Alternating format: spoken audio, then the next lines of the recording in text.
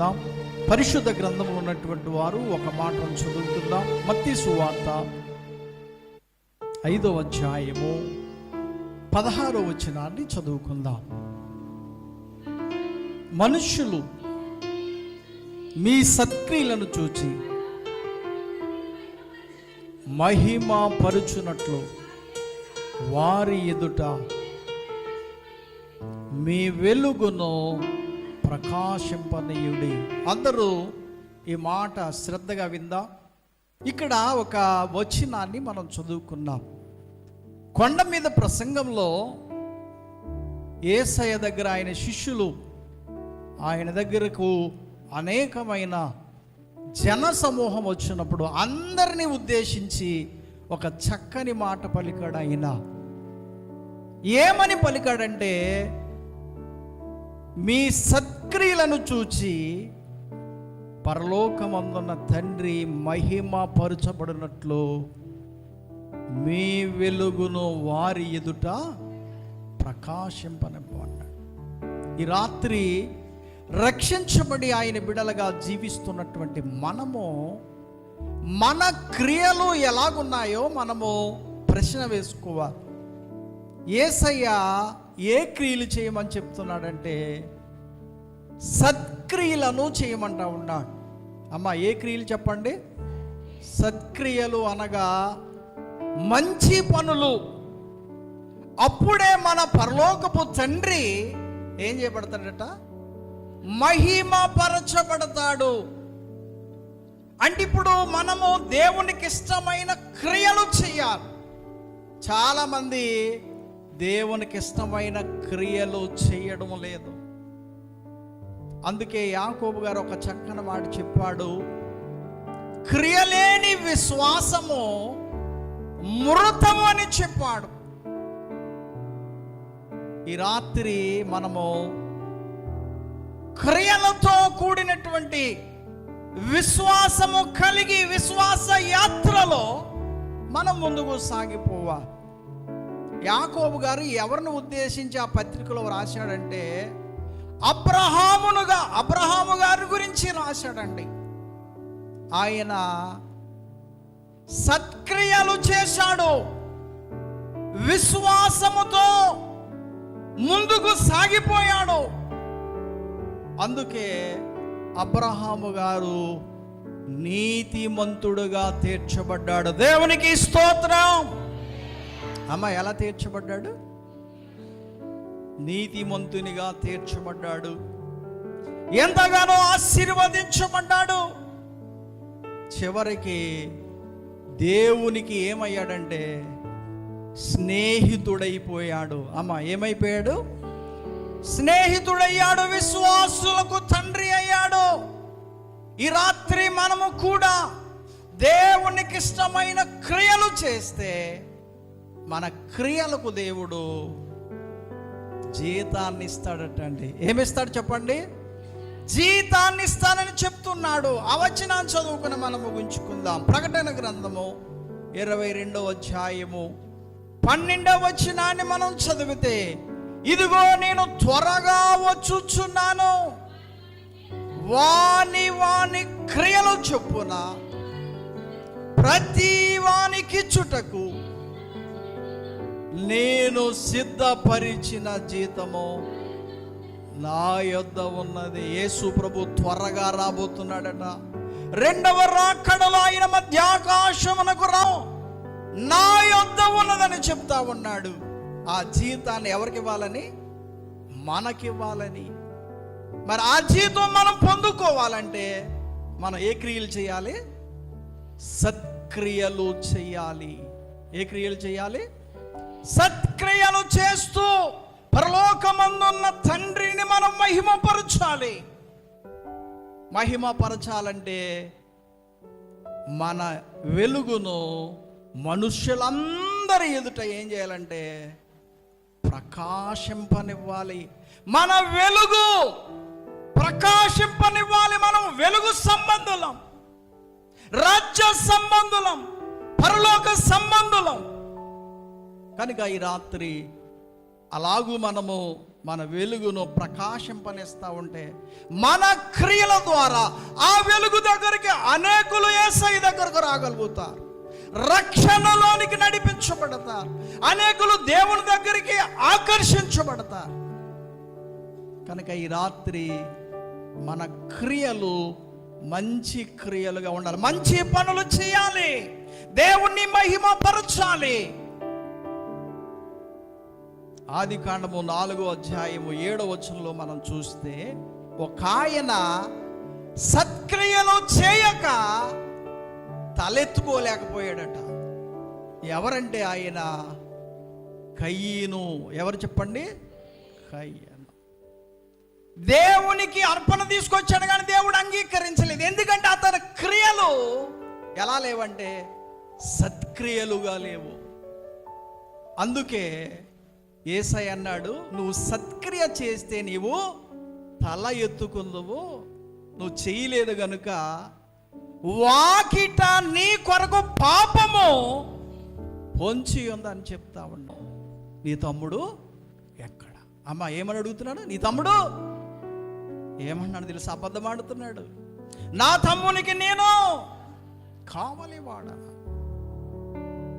అందుకే దేవుడు కయీను శపించాడు. అందుకే ఏమైపోయాడంటే దేశదిమ్మరైపోయాడు. ఏమైపోయాడు చెప్పండి? కనుక ఈ రాత్రి మనము సత్క్రియ చేయకపోతే వాకిట ఏమి పొంచి ఉందండి? పాపము పొంచి ఉన్నది. పాపం వల్ల వచ్చు జీతము మరణము. ఆజ్ఞను అతిక్రమించి పాపం చేయడానికి లేదు. దానివల్ల వచ్చేది మరణమే, శాపమే, దానివల్ల వచ్చేది రోగమే. కనుక ఈ రాత్రి మనందరము ఏ క్రియ చేయాలి? సత్క్రియలు చేయాలి. అప్పుడే పరలోకపు తండ్రి మహిమపరచబడతాడు. అందుకే దావీదు గారు చక్కని మాట చెప్పాడు 115వ కీర్తన 1వ చరణంలో, మాకు కాదు యెహోవా, మాకు కాదు, నీ కృపా సత్యములను బట్టి నీ నామమునకే మహిమ కలుగును. దేవునికి ఏం రావాలి? నాకు రావలసిన మహిమను విగ్రహములకు చెందినవని దేవుడు చెప్పాడు. కనుక మనము ఏది చేసినా దేవునికి ఏమి రావాలి? పౌలు గారు చెప్పాడు కొరింథీ సంఘానికి, మీరు భోజనము చేసినను, పానము చేసినను, మరి ఏమి చేసినను సమస్తమును ఆయన మహిమ కొరకు చేయమని చెప్పాడు. మన ద్వారా దేవునికి ఏం రావాలి? మనం చేసే క్రియల ద్వారా, మనం మాట్లాడే మాటల ద్వారా, మన నడక ద్వారా, మన ఆలోచన, మన తలంపులు, మనము పాడే పాటల ద్వారా, మన సహవాసము దేవునితో ఉంటే దేవుని నామానికి ఏమి వస్తుందండి?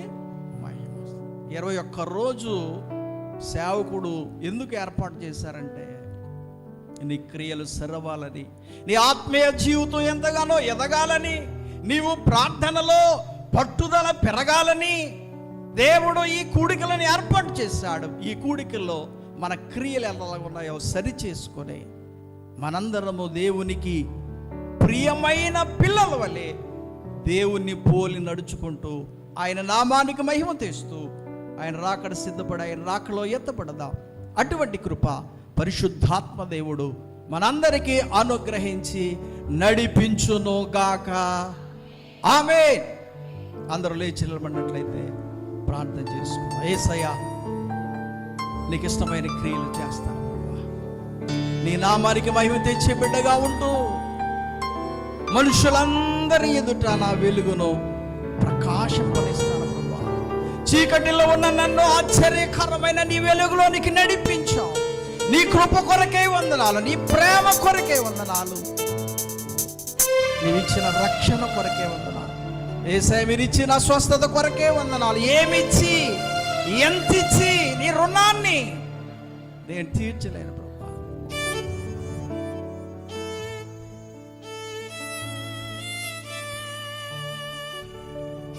ప్రభు సన్నిధిలో మనందరము చిన్న తీర్మానం చేసుకుంటాం. యేసయ్య నీకు ఇష్టమైన క్రియలు చేస్తూ నీ నామాన్ని మహిమపరుస్తాను ప్రభా. ఒక తీర్మానం కలిగి దేవుని నామాన్ని మహిమపరుస్తాను. నీ ఉంటే నా నాకు చాలు యేసయ్యా, నీ వెంటే నేను ఉంటానేసయ్యా, నీ ఉంటే నాకు చాలు యేసయ్యా, నీ వెంటే నేను ఉంటా, నీ మాట చాలయ్యా, నీ చూపు చాలు, నీ తోడు చాలయ్యా, నీ నీడ చాలయ్యా, నీ మాట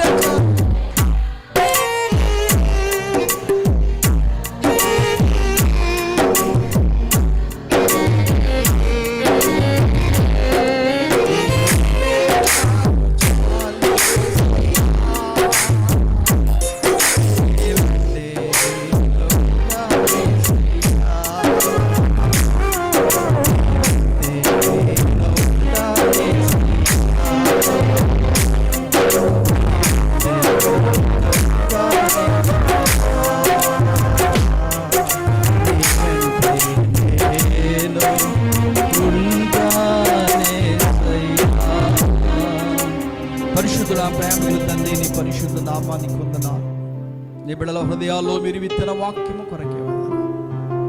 ఇదిగో నీ దాసుని ముఖాంతరములో అందరి యొక్క ఆత్మీయ జీవితాలతో మీరు మాట్లాడారు. ఇదిగో ప్రభా, నీకు మహిమ తెచ్చే ఆ ఇష్టమైనటువంటి ఆ చెట్ల వలె ఉంటూ, ఓ నీ నామాన్ని మహిమపరుస్తూ ఘనపరుస్తూ నీకు ఇష్టమైన క్రియలు చేస్తూ, నీకు ప్రియమైన పిల్లల వలె నిన్ను పోలి నడుచుకునే కృపనిచ్చి నడిపించండి. గతమైన వాక్యాన్ని ఎరిగడు ఫలం చేసి ఫలభరితమైన జై జీవితాన్ని అందరికీ అనుగ్రహించి మా యొక్క ఆత్మీయ జీవితాన్ని బలపరిచి, ఈ కూడికల్లో నీ బిడ్డలందరూ ప్రార్థనలో పోరాడుతూ వారి యొక్క క్రియలను సరి చేసుకుంటూ దిద్దుకుంటూ, యేసయ్యా నీ బిడ్డలందరూ రూపాంతరము చెందడానికి మీరే కృపను అనుగ్రహించి నడిపించి, వాకి ఆశీర్వాదాలు అందరూ సమృద్ధికి ఇచ్చి నడిపించాలి. ఇంతవరకు జరిగిన కూడికలు ఘనంగా జరిగించాలి. ఇక మేము జరగబోయే కూడికలన్నీ ఘనంగా మీ నామములో జరిగించి, తద్వారా ఘనత కీర్తి మహిమ మీరే పొందమని స్థానిక దైవజనులు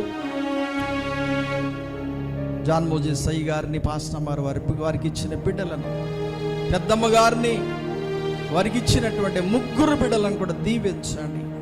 పాలు పంపులు పొందని బిడ్డలను కూడా దీవించండి.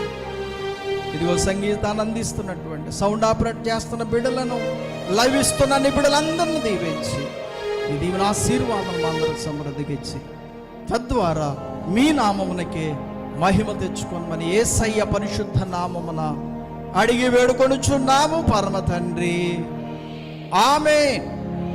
మన తండ్రి అయినటువంటి దేవుని ప్రేమయు, కుమారుడైనటువంటి యేసుక్రీస్తు యొక్క కృపయు, పరిశుద్ధాత్మ అన్యోన్య సహవాసం ఇప్పుడు ఎల్లప్పుడు సదాకాలం కూడి ఉన్న మనకును, ఈ రాత్రి జరిగిన కూడికకును, జరగబోయే కూడికలన్నిటికీ, పాలు పంపులు పొందిన బిడ్డలకును, సకల పరిశుద్ధులకును సదాకాలము ఆయన కృప మెండుగా తోడైండి సమృద్ధిగా ఆశీర్వదించి దీవించి నడిపించును గాక.